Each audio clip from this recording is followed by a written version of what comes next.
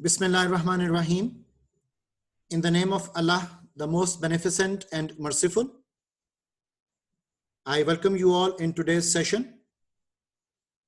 Today we'll be talking about human resource management.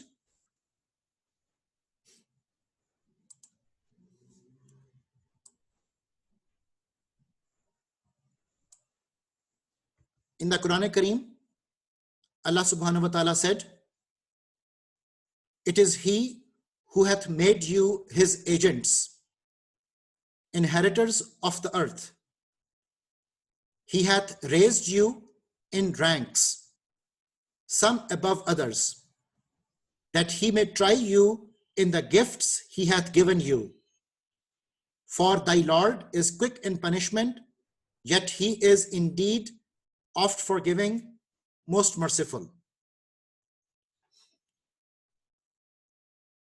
Modern human resource management में जितने भी concepts हम पढ़ते हैं, once I tried to find those concepts in Quran and Hadith, and I was really surprised कि बहुत सी terminologies जो modern expressions में मैनेजमेंट की हम गो थ्रू करते हैं, हम HRM के कॉन्टेक्स्ट में बहुत से एक्सप्रेशंस को जानते और सुनते हैं, most of them were explicitly discussed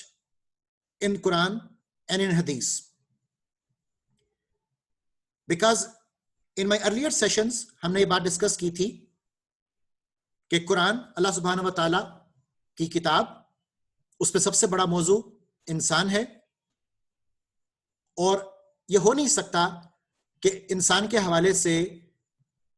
हर तरह की इंस्ट्रक्शंस वो हमें ना दी गई हों, चाहे वो एवरीडे लाइफ के इश्यूज हों, या वो माशरती जिंदगी को गुजारने के तरीके हों, या ऑर्गेनाइजेशनल पर्सपेक्टिव में आपको कैसे सरवाइव करना है, इसके हवाले से कोई बात हो। इस टॉपिक से रिलेटेड ऑलरेडी रिसर्च भी अभी काफी जारी है, जिसमें कि इस्लामिक कॉन्टेक्स्ट में जो अहकामात वो दिए गए, जो तरीकेकार बताए गए, that how to do business, how to operate in organizations, उसको उलमा और मुहक्किकीन वो सर्च कर रहे हैं कि किस किस कॉन्टेक्स्ट में हमें एक इंफॉर्मेशन का समुंदर, नॉलेज, एक विजडम का जो कॉन्टेक्स्ट है वो हमें मिल रहा है वहां से। जैसा कि इस आयत मुबारका में जो आपके सामने मैंने अभी पढ़ी, that अल्लाह सुब्हानहू व तआला ने क्या फरमाया, He hath raised you in ranks, जिसको हम हायरार्की कहते हैं, some above others। हायरार्की में top management, middle management, front line workers, that He may try you in the gifts He hath given you, कि सिर्फ रैंक्स में raise नहीं कर दिया, बल्कि उसके साथ एक ट्रायल को भी वाबस्ता किया कि कहीं पर आप किसी के हकूक की पामाली वो ना करो, आप अपने फराइज की अदायगी पर फोकस रखो, और साथ हाकमियत आला का जो कॉन्सेप्ट है कि अल्लाह सुब्हानहू व तआला के इख्तियार में तमाम असल ताकत है, उसका भी हमें जिक्र मिल गया कि for thy Lord is quick in punishment, yet he is indeed oft forgiving and most merciful। कि कोई शख्स ये मत समझे कि हायरार्की के अंदर जब वो ऑपरेट कर रहा है तो अपने सबॉर्डिनेट्स के साथ उसका किया हुआ सलूक वो अल्लाह सुब्हानहू व तआला को उसका पता नहीं होगा, इल्म नहीं होगा, ऐसी बात हो नहीं सकती। देयरफॉर हमें बहुत केयरफुल कॉन्टेक्स्ट में इस चीज को सोचना चाहिए कि ऑर्गेनाइजेशन के अंदर जब हम काम कर रहे हैं, चाहे कि हमारा मकसद वहां पर शेयर होल्डर की वेल्थ को मैक्सिमाइज करना है, लेकिन इसके साथ साथ किसी भी कॉन्टेक्स्ट में ना हम ब्लू कॉलर वर्कर्स को एक्सप्लॉइट करें और ना हम व्हाइट कॉलर वर्कर्स को, एम्प्लॉइज को एक्सप्लॉइट करें। सो इस हवाले से आज के हमारे सेशन में हम बहुत से लॉज की डिस्कशन भी करेंगे कि ह्यूमन रिसोर्स मैनेजमेंट से रिलेटेड कौन कौन से लीगल फ्रेमवर्क्स हैं और किस किस हवाले से हमें ख्याल रखना है कि ऑर्गेनाइजेशन के अंदर कोई ऐसा इकदाम ना हो जिस इकदाम के तहत कोई कानून, कोई लेबर कोड प्रोसीजर, कोई कलेक्टिव बार्गेनिंग एजेंट्स, कोई लेबर यूनियंस वो एक्टिवेट हो जाएं।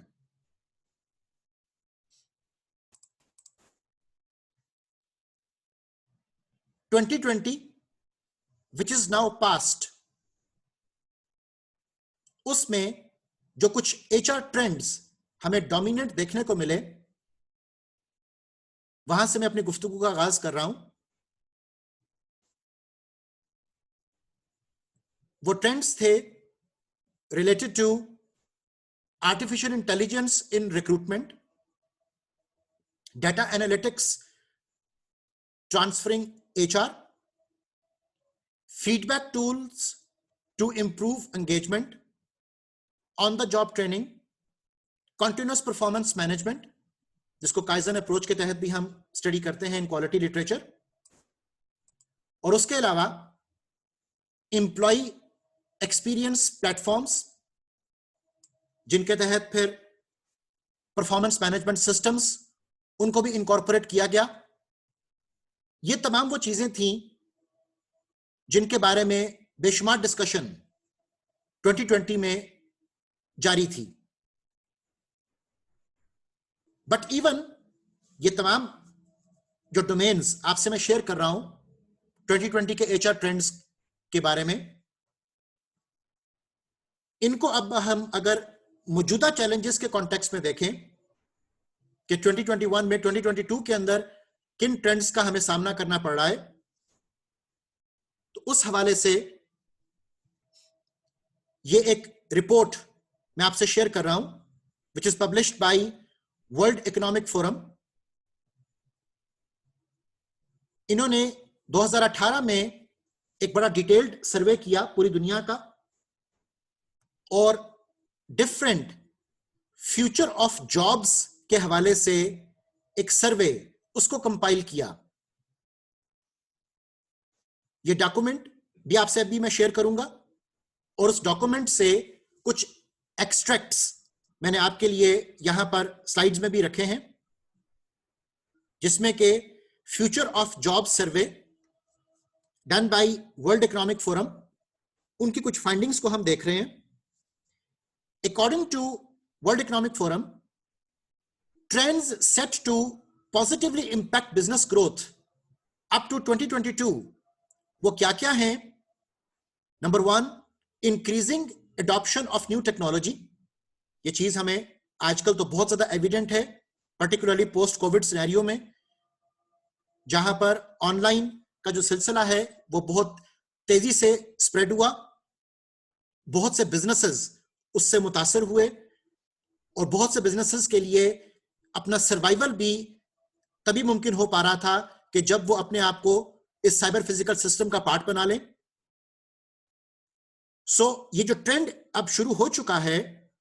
This is going to impact positively upon the business growth in 2022, up till 2022 का हम यहां पर जिक्र कर रहे हैं।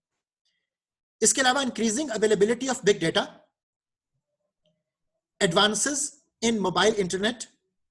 इसके ऊपर हमने अपने गुज़िश्ता सेशंस में भी बात की थी। Advances in artificial intelligence, advances in cloud technology, इसके ऊपर भी हम आज डिस्कशन करेंगे कि क्लाउड टेक्नोलॉजी से रिलेटेड एचआर के कॉन्टेक्स्ट में क्या क्या तब्दीलियां रूनुमा हो रही हैं। इसी तरह shifts in national economic growth, and obviously we're talking about the positive shift. Then expansion of affluence in developing economies, expansion of education, advances in new energy, supplies and technologies, expansion of the middle classes, ये तमाम positive trends identify किए जा रहे हैं। जिसके बरक्स अगर हम negative impact को देखें कि 2022 में negatively businesses के ऊपर क्या impact आ रहा है, तो उसमें सारे फहरिस्त जो हमारे पास एक्सप्रेशंस आ रहे हैं, they are starting from increasing protectionism, जिसके तहत across the border movement of commodities उनके ऊपर रिस्ट्रिक्शंस आ रही हैं, जिनको के स्मूथ करने के लिए वर्ल्ड ट्रेड ऑर्गेनाइजेशन ने और डिफरेंट रीजनल एग्रीमेंट्स जो हुए उन्होंने बहुत कोशिश की, बट स्टिल कई कंट्रीज के अंदर हमें यह प्रॉब्लम देखने को मिल रहा है कि द प्रोटेक्शनिस्ट अप्रोच जो है वो वहां पर across the border movement of commodities को वो डिस्करेज कर रहे हैं। इसी तरह इंक्रीज ऑफ साइबर थ्रेट्स, जिसमें के हैकिंग, जिसमें के आपके सिस्टम्स का कोलैप्स करना, ये सब कुछ शामिल है। Shifts in government policy, effects of climate change, increasingly ageing societies, ये एक बहुत बड़ा इशू है।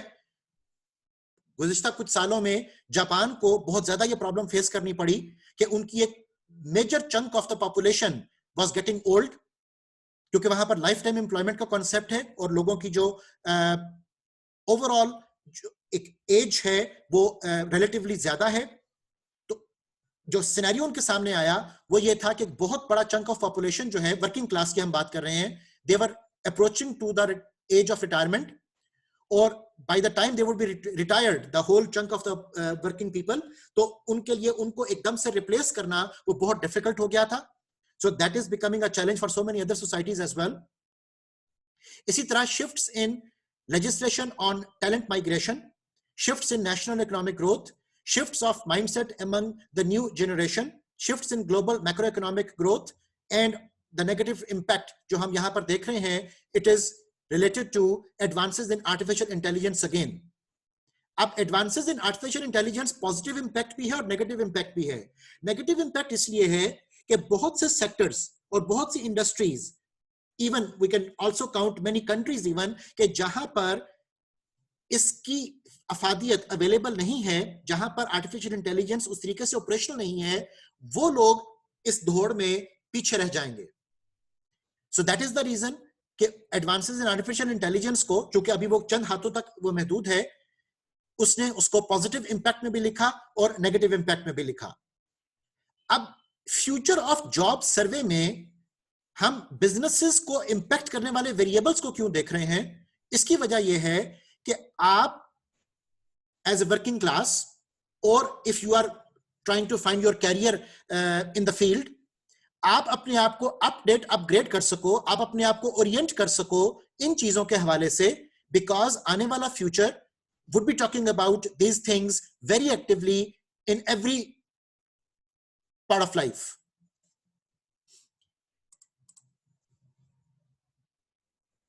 इसी सर्वे में हमारे पास कुछ टेक्नोलॉजीज लिस्ट की जा रही हैं, which are basically technologies by proportion of companies likely to adopt them by 2022. ये projected एक सिनेरियो है जिसमें के different sectors जिनको इन्वेस्टिगेट किया गया in many parts of the world, वहां से डेटा ये कलेक्ट किया गया कि कंपनीज, ऑर्गेनाइजेशंस, MNCs, हर लेवल की ऑर्गेनाइजेशन का हम डिस्कशन कर रहे हैं, वो किस किस्म की टेक्नोलॉजी को अडॉप्ट करने के लिए अपनी प्लानिंग्स वो बनाए हुए हैं। तो जो हमारे पास एक लिस्ट अवेलेबल होती है, बिकॉज आगे चलकर हमने जो ह्यूमन कैपेबिलिटीज हैं, ह्यूमन स्किल्स हैं, उनको इन फ्यूचर ट्रेंड्स के साथ एसोसिएट करना है। दैट इज द रीजन कि आपसे मैं ये शेयर कर रहा हूं कि ऑर्गेनाइजेशंस किन टेक्नोलॉजीज में अपनी इन्वेस्टमेंट्स प्लान किए हुए हैं। So the organisations are focusing upon user and entry big data analytics, app and web enabled markets. 75% of the investments जो हैं फ्यूचर डेवलपमेंट के लिए वो इस तरफ फोकस की जा रही हैं। इंटरनेट ऑफ थिंग्स, आपको पता है कि बड़ा हॉट टॉपिक है आजकल। 75% of the organisations they responded कि वो इस टेक्नोलॉजी में अपनी इन्वेस्टमेंट्स जो हैं वो लेकर आना चाह रहे हैं। और एक चीज आपको मैं फर्दर क्लियर करता चलूं कि very soon, as it has been predicted, कि सर्टेन स्किल सेट के जो लोग हैं they would be developed, they would be enhancing in their careers, और सर्टेन स्किल सेट्स के लोग जो अपने आप को अपडेट और अपग्रेड नहीं कर पाएंगे, दे would be lacking behind, and they would not just be lacking behind, they would be lacking behind tremendously. Therefore हमें फ्यूचर को ज़हन में रखते हुए इन चीजों को सोचना होगा कि इस वक्त इंडस्ट्री, इस वक्त टेक्नोलॉजी, इस वक्त डिफरेंट सेक्टर्स, डिफरेंट हवालों से इकोनॉमी के, वो क्या क्या जिद्दत, क्या क्या मॉडर्नाइजेशन, क्या क्या अडॉप्टेशन लेकर आ रहे हैं, ताकि हम भी अपने आप को उस हवाले से अपडेट, अपग्रेड और मॉडर्नाइज कर सकें। So cloud computing is the future, digital trade, augmented and virtual reality के ऊपर 58% people were willing to invest in their organisations. Encryption के ऊपर बहुत बात की जा रही है। New materials, wearable electronics, distributed ledger, जो आपका ब्लॉकचेन का कॉन्सेप्ट है, उसके ऊपर बात की जा रही है। सो ये तमाम वो टेक्नोलॉजीज हैं जो कि बहुत तेजी से अब हमें डेवलप होती ऑर्गेनाइजेशंस के कॉन्टेक्स्ट में वो नजर आएंगी। ये बिल्कुल इसी तरह ही है कि अब से तकरीबन 10 माह पहले there was no concept of online education in Pakistan, लेकिन बहुत लिमिटेड जो एक एक्सपोजर अगर लोगों का था भी, तो इस वक्त हर गली मोहल्ले का स्कूल भी जो है वो ऑनलाइन के कॉन्टेक्स्ट को वो समझ रहा है और उसके ऊपर अपने आप को अपडेट करने की कोशिश कर रहा है। सो याद रखिएगा कि जिस तरह ग्लोबलाइजेशन के बारे में कहा जाता है कि you do not choose to become global, market forces your hand to be one of them. बिल्कुल इसी तरह ये जो शिफ्ट हम यहां पर देख रहे हैं टेक्नोलॉजिकल पर्सपेक्टिव में, इंडस्ट्रियल कॉन्टेक्स्ट में, ये किसी की मर्जी से नहीं अब पूछी जाएगी कि आप इस शिफ्ट का पार्ट बनना चाहते हो कि नहीं बनना चाहते हो। You have to develop yourself and you have to be prepared कि अगर आप समझते हो कि आने वाले दौर में इन चीजों की जरूरत वो होगी, तो हमें अपने आप को आज से प्लान करना है डेवलप करने के लिए। The next topic I would like to discuss with you, again I have taken this from World Economic Forum, Future of Jobs सर्वे की हम बात कर रहे हैं। यहां पर एक नोट नीचे आपका बॉटम लाइन पर दर्ज है, and it is said that roles marked with asterisk sign appears across multiple columns. This reflects the fact that they might be seeing stable or declining demand across one industry but be in demand in another. ठीक है, कि अगर हो सकता है कि ये जिन यहां पर आपके मैं जॉब्स अभी शेयर करने लगा हूं, इनमें जिसके आगे हमें स्टैटिक नजर आ रहा है, मे बी वो एक इंडस्ट्री में डिक्लाइन सिचुएशन में हो, लेकिन किसी और इंडस्ट्री के अंदर हो सकता है कि वो डेवलपमेंट उसकी अभी भी डिमांडेड हो। अब यहां पर जो हम कॉन्टेक्स्ट देख रहे हैं,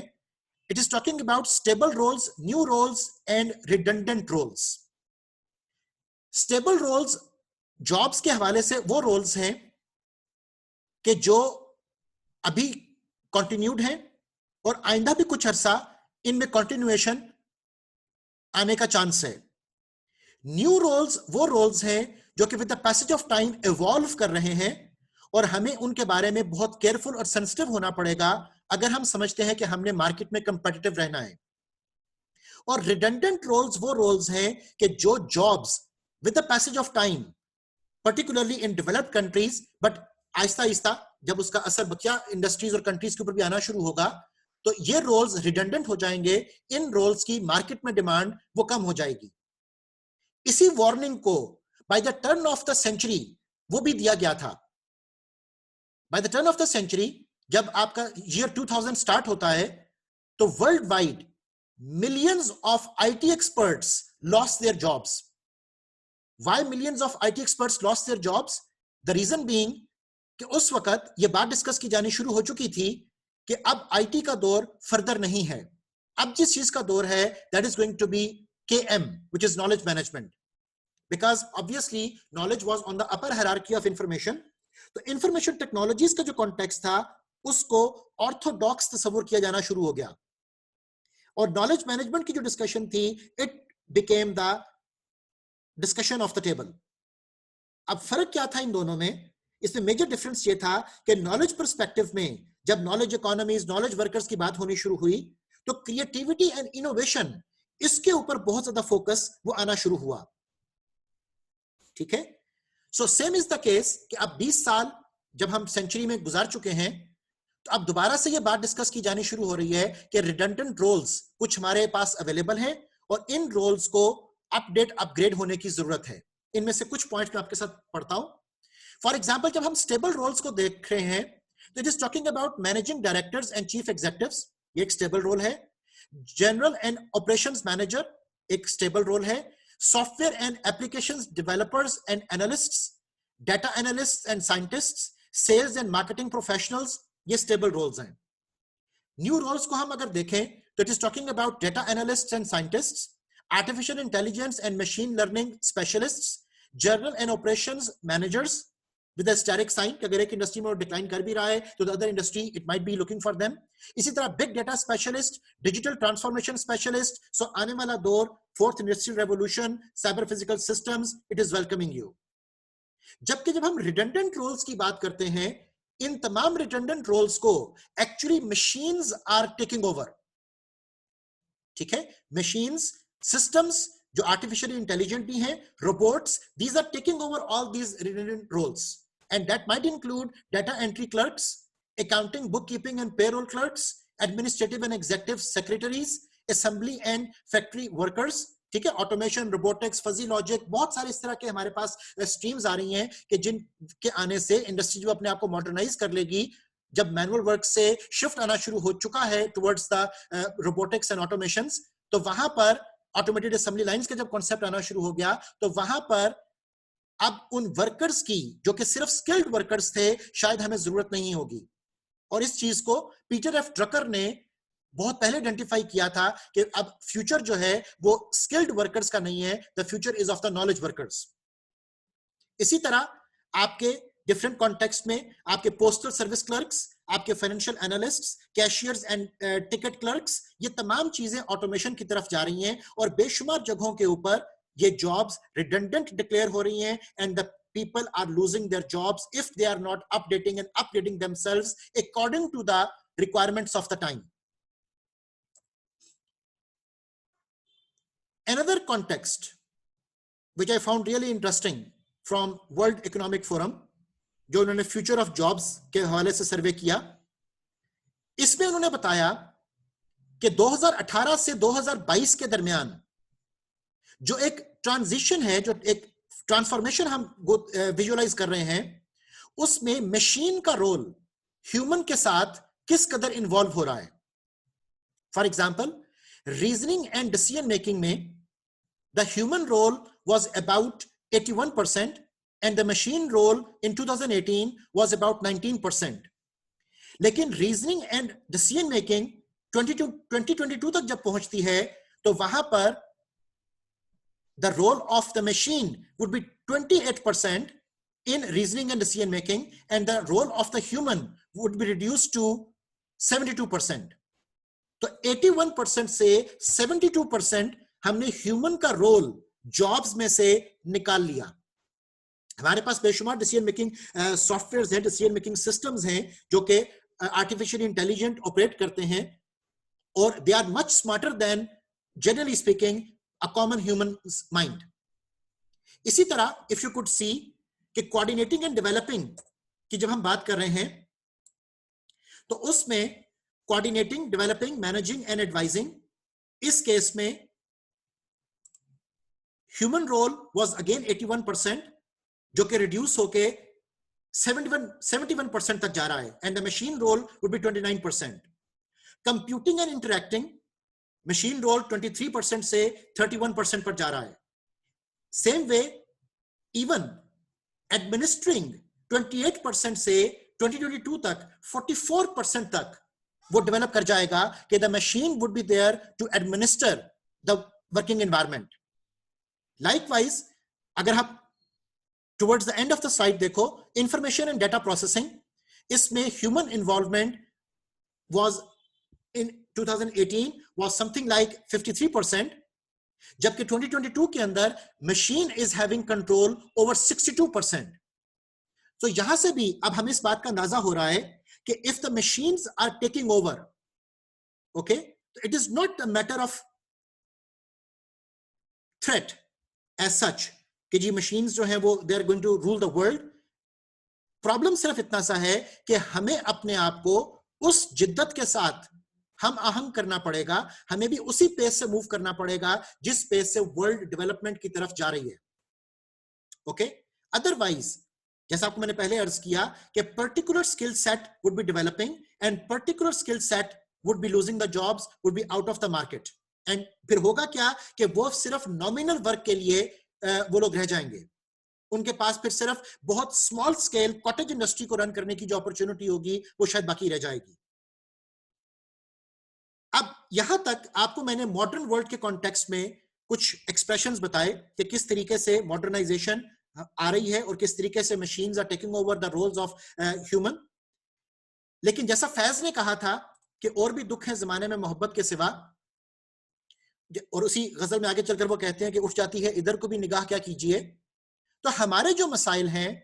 I can very well understand कि वो इन बातों से शायद अभी बहुत डिफरेंट और बहुत दूर हैं। हमारे यहां पर अभी भी लेबर यूनियन के बेशुमार बाइकॉट्स हो रहे हैं, हमारे यहां पर अभी भी लोगों के हकूक के ऊपर बेशुमार प्रॉब्लम्स वो क्रिएट हो रही हैं, हमारे यहां पर अभी भी सुर्ख इनकलाब और शहीदों के खून को सलाम वो किया जा रहा है, हमारे यहां अभी भी नेस्ले जैसी कॉरपोरेशन, वहां पर लोगों नेस्ले के खिलाफ जो बाइकॉट्स हैं वो लॉन्च हो रहे हैं। सो जैसा आप यहां पर भी अभी विजुअलाइजेशन में देख रहे हो कि नेस्ले फैक्ट्री कबीरवाला से निकाले गए 27 मजदूरों को फौरी तौर पर बहाल किया जाए, तो problems, issues, grass root level के जो प्रॉब्लम्स हैं, they are still there. Okay, हम जितना मर्जी डिस्कशन कर लें कि machines are taking over and the humans are being replaced, लेकिन प्रॉब्लम यह है कि ग्रास रूट लेवल के ऊपर बेशुमार जगहों के ऊपर मसाइल, इश्यूज अभी भी प्रिवेल वो कर रहे हैं। और बड़े से बड़ी जो ऑर्गेनाइजेशंस हैं वहां पर भी प्रॉब्लम्स हैं, कलेक्टिव बार्गेनिंग एजेंट्स एक्टिव हैं, लेबर यूनियंस एक्टिव हैं, और हमें इन तमाम पर्सपेक्टिव्स को अब मल्टी डिमेंशनल कॉन्टेक्स्ट में, हॉलिस्टिक व्यू में देखना पड़ेगा कि कहां पर हम किस किस हवाले से अपना रोल वो अदा करें। एक तरफ जहां पर हमें मॉडर्नाइजेशन, जहां पर हमें साइबर फिजिकल सिस्टम्स, जहां पर हमें मशीन रिप्लेसमेंट्स की बात करनी पड़ रही है, ऑटोमेशन एंड रोबोटिक्स की बात करनी पड़ रही है, तो वहां पर हमें इंसानों को जो मसाइल हैं, जो मजदूरों को जो मसाइल हैं, उनको भी एड्रेस करने की वो जरूरत है। सो हम कोशिश करेंगे कि अपने इस सेशन के दौरान आपको मैं मल्टीपल पर्सपेक्टिव में चीजों को लेकर चल सकूं, जिसमें कि आपसे मैं लोअर लेवल वर्कर्स के इश्यूज से लेकर मोस्ट मॉडर्न डेवलपमेंटल कॉन्टेक्स्ट जो ह्यूमन रिसोर्स मैनेजमेंट की फील्ड में हो रहा है, इन सब को हम अपनी डिस्कशन में ला सकें और इन सब के बारे में अपनी तहकीक, इन सब के बारे में अपनी रिसर्च उसको लॉन्च कर सकें। एक छोटा सा idea to start my discussion वो आपके सामने मैं रख रहा हूं। अभी जैसा कि पिछली स्लाइड के ऊपर मैंने पावर लूम वर्कर्स की बात की,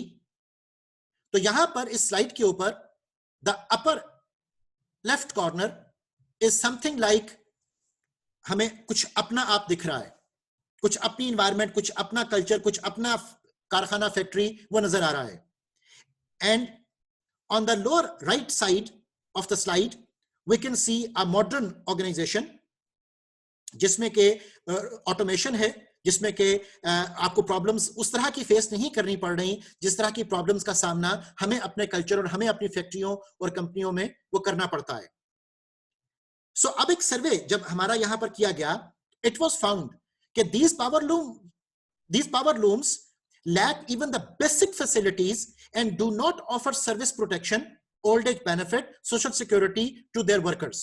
और ये बड़े कॉमन मसाइल हैं, ये हमारे एवरीडे के मसाइल हैं कि वर्कर्स जो हैं उनको उनके ड्यू राइट्स वो नहीं मिल रहे, वर्कर्स को प्रोटेक्शन नहीं मिल रही, लेबर कोड प्रोसीजर्स बहुत ज्यादा करप्ट हैं। ठीक है, लॉ में प्रॉब्लम नहीं है, लेकिन हमारे यहां पर जैसा वो कहा जाता है कि जस्टिस 3 तरह का होता है, डिस्ट्रीब्यूटिव जस्टिस, प्रोसीजरल जस्टिस और इंटरेक्शनिस्ट जस्टिस। तो हमारे यहां पर प्रॉब्लम प्रोसीजरल जस्टिस के नहीं है, procedures are well defined, laws are there, लेकिन जब हम उसके डिस्ट्रीब्यूटिव जस्टिस की बात करते हैं वहां पर प्रॉब्लम आ जाती है, एग्जीक्यूशन के मसाइल आ जाते हैं। सो फैक्ट्रीज एक्ट 1934 उसके मुताबिक बेशुमार किस्म के वर्क अरेंजमेंट्स वो किए जाने के बारे में तहफ्फुज़ात महफूज हैं, लेकिन इसके बावजूद हमारी फैक्ट्रियां, हमारी कंपनीज उन बातों को, वर्किंग स्पेस को, वर्कर्स के हेल्थ इश्यूज को वो गो थ्रू नहीं करती। एक रिसर्च जो पिछले दिनों कंडक्ट की गई पाकिस्तान के कॉन्टेक्स्ट में, उसका टाइटल मैं आपसे शेयर कर रहा हूं। यहां पर लिखा हुआ है effect of particulate matter, PM stands for particulate matter, effect of particulate matter on the respiratory health of power loom workers। और इसमें डिस्कशन क्या की गई कि correlation of the intensity of health impairments and the particulate matter concentration of power looms। आपको पता है कि हमारे यहां पर फैसलाबाद बहुत बड़ी टेक्सटाइल इंडस्ट्री है, वहां पर बेशुमार कंपनीज के अंदर rather perhaps all companies के अंदर, if I'm not like exaggerating or hurting the feeling of anybody, वहां पर वर्कर्स को मुहैया किया जाता है गुड़, you know the sugar cane juice से जो एक्सट्रैक्ट करके आप गुड़ बनाते हो, सो लोग वर्कर्स को गुड़ खिलाया जाता है वक्तन फवक्तन, उनको खुश्क दूध खिलाया जाता है वक्तन फवक्तन, कि सारा दिन उन्होंने जो पर्टिकुलर मैटर सूंघा हुआ है, जो फ्यूम्स उन्होंने कॉटन के जो सूंघे हुए हैं, वो सब उनको बीमार कर देते हैं। दे सफर फ्रॉम ब्रोंकाइटिस, उनको बेशुमार तरह के लंग कैंसर और बेशुमार तरह की जो रेस्पिरेटरी डिजीजेस हैं उनका सामना करना पड़ता है। तो कंपनीज वाले उनको गुड़ खिलाते हैं, कंपनीज वाले उनको खुश्क दूध खिलाते हैं। द रीजन बीइंग कि वहां पर उनके जो प्रॉपर वर्किंग एनवायरनमेंट होनी चाहिए वो मुहैया नहीं है, उनको मास्क प्रोवाइड नहीं किए जाते, वहां पर प्रॉपर वेंटिलेशन नहीं है। सो ये तमाम वो चीजें हैं जो I can very well understand कि एक तरफ अगर मैं बात कर रहा हूं साइबर फिजिकल सिस्टम्स की, एक तरफ मैं बात कर रहा हूं robotics and automation and fuzzy logic की, तो दूसरी तरफ उठ जाती है इधर को भी निगाह। क्या कीजिए कि हमें यहां पर यह भी देखना पड़ रहा है कि हमारे जो ग्राउंड रियलिटीज है, हमारे जो हार्ड फैक्ट्स हैं, उनको भी मद्देनजर रखने की जरूरत है। और हमें being the future managers and being the reasonable citizens, हमें इस बात को ऊपर तहकीक करने की जरूरत है कि इन मसाइल का फिर आखिर हल वो क्या है, वो गैप्स क्या हैं कि जिनको हम आइडेंटिफाई भी कर रहे हैं, और वो गैप्स क्या हैं कि जिनको फिल करने के लिए हम अपनी एफर्ट अपने जुरिस्डिक्शन में रहते हुए, अपने दायरे इख्तियार में रहते हुए वो दे सकें।